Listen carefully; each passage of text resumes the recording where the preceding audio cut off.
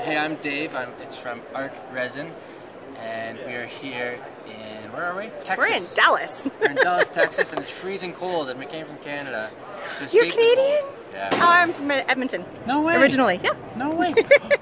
So what we're going to do today is show you Art Resin and what it is and what it does and why it is great for artists to use. So everything is so sticky because it's the end of the day. But it's like super sticky. So be careful. It gets sticky. Yes, but one thing you'll notice is we have gloves because it's sticky, but I'm not wearing a respirator because it's low odor and it's non-toxic. No, I can't smell a thing. Yeah. So you can use it in classrooms and education and workshops. It's great for it. We have some samples we can give you and and the first 5 comments on this video will win a free Art Resin Starter Kit. Ooh, all right. So leave a comment and I will get back to them and I will get you guys organized. Nice. And the 1 millionth viewer will win a car. I love that. My 1 millionth viewer. Yeah. So is this an equal half? That's why you're measuring it out? Yes.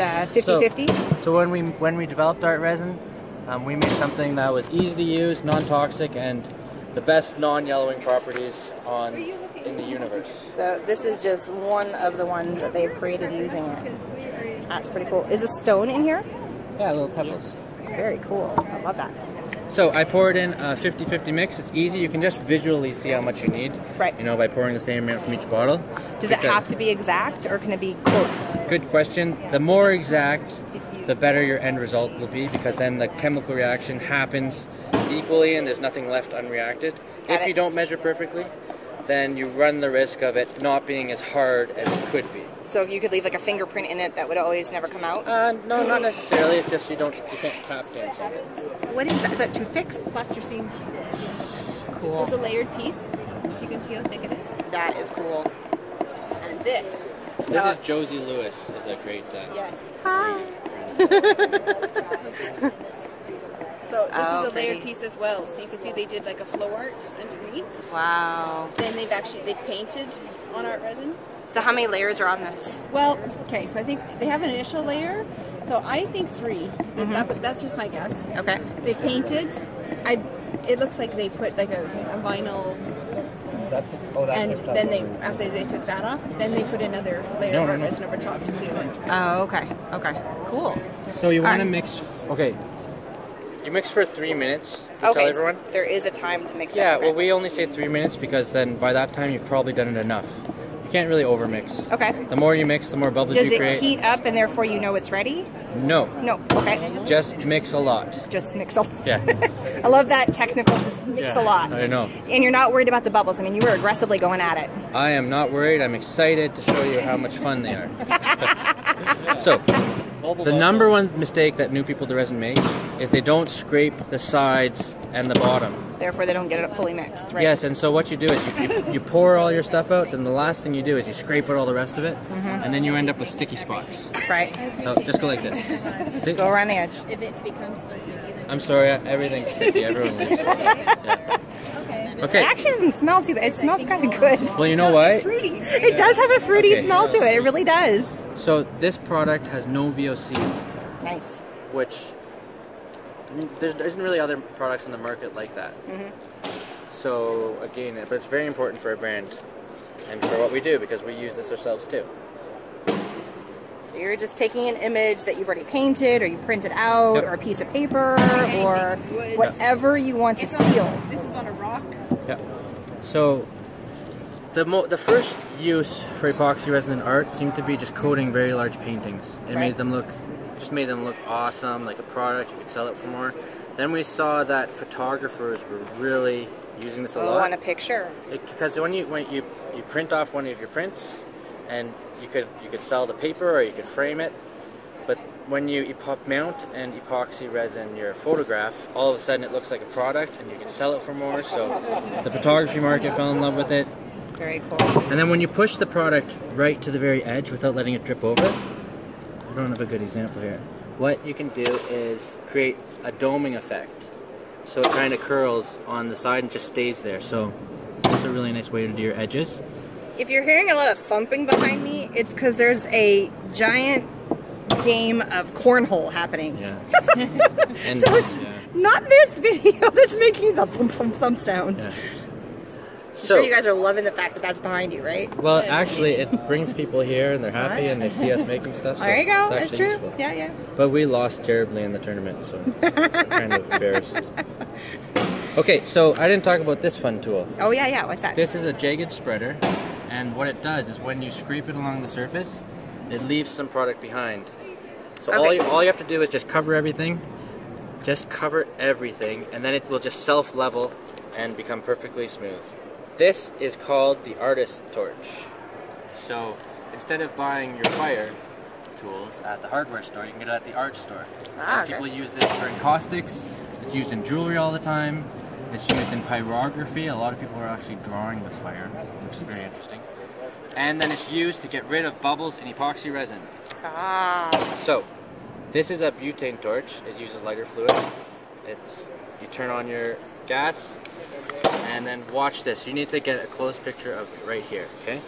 I'm gonna start here and move this way and this way and this way. Alright, don't ruin my phone. No, watch this. Are you excited? I'm ready. Okay. Ooh, that's fast.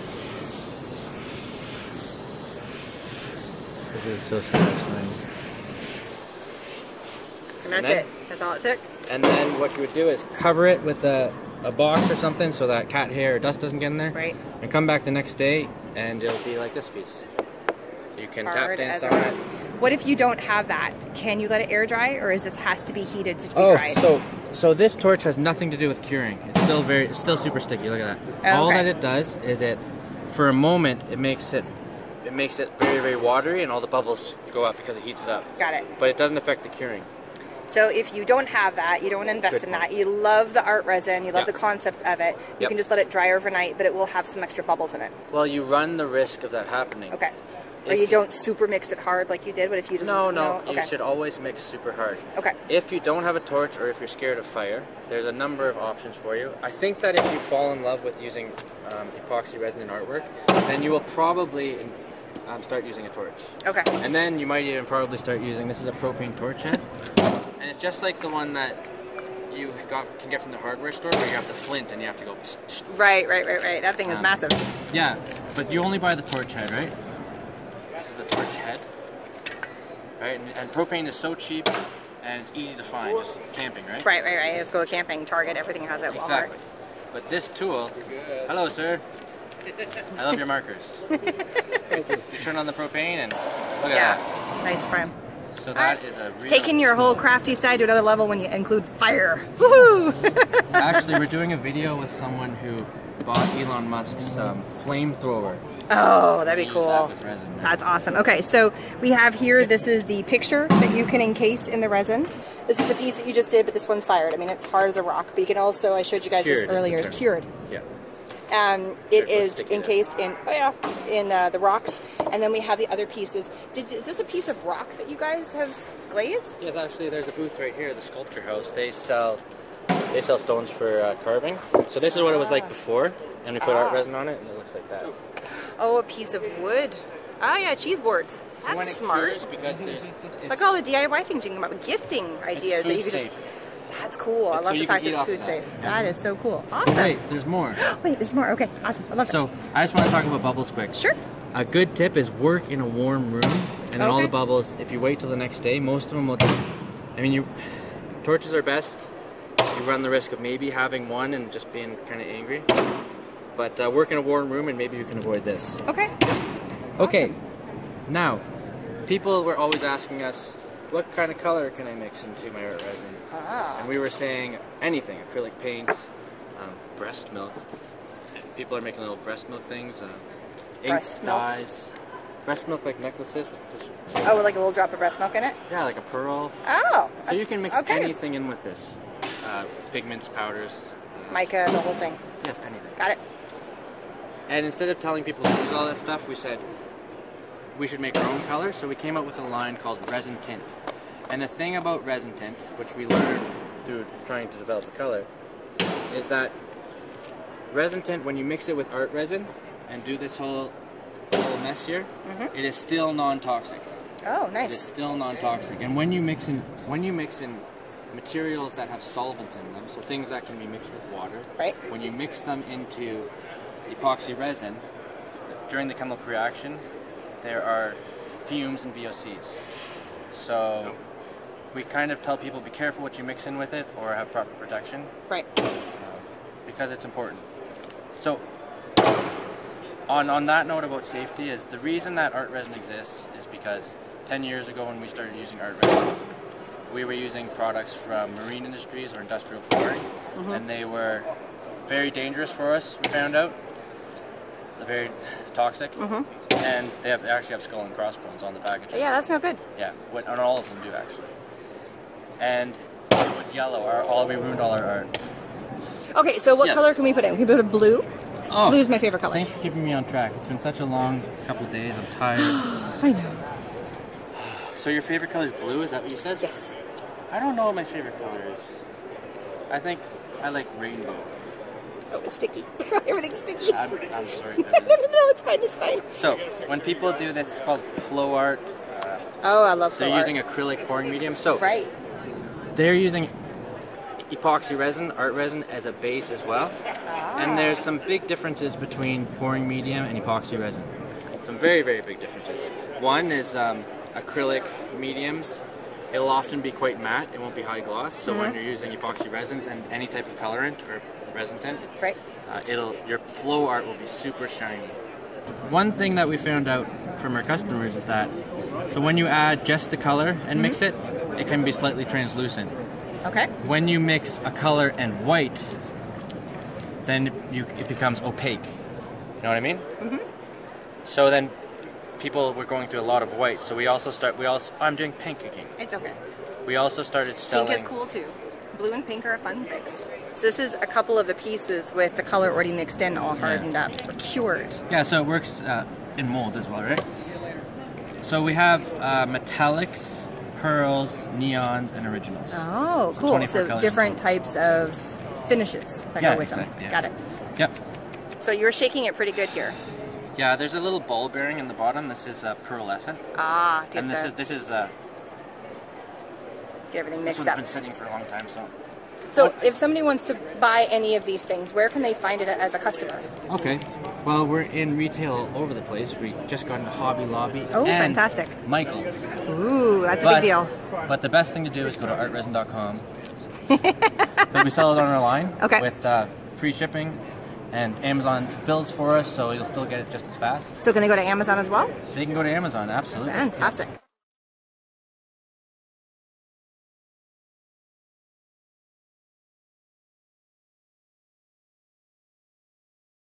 Alright, so you're just adding, it doesn't matter the ratio of the color to the epoxy, you can add a little or a lot depending on the color that you want? The technical answer is don't add more than 6% of any type of additive, because then you may start messing with the final cure. Got it. So I'm just gonna do this. Okay.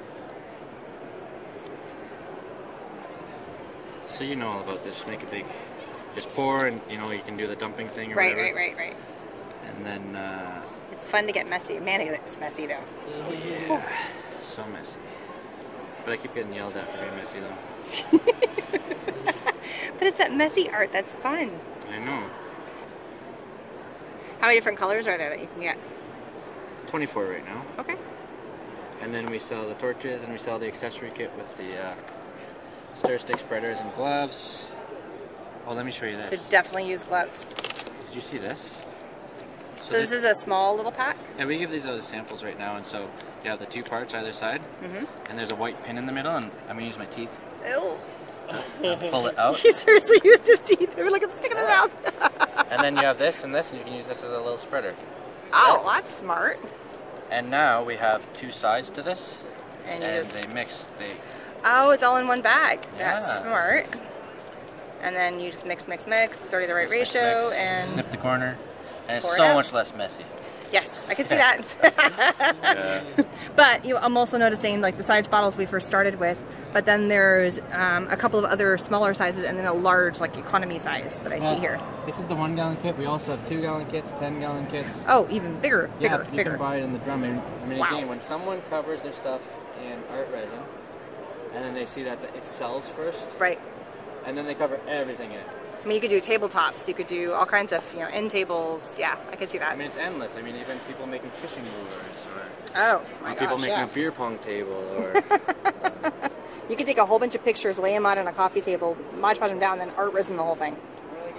it's a print on metal, and then like, it just brings it turns it into a product. You Wow, that's cool. know? Yeah, it saturates the colors. That is awesome. Yeah. Awesome. Well, is that it now? Well, Erin, thank you for talking with me about this. And, I love it. Yeah. Well, thank you so much. Thanks. Bye. All right, thanks everybody. Please don't forget to subscribe. I'll see you guys later. Bye-bye.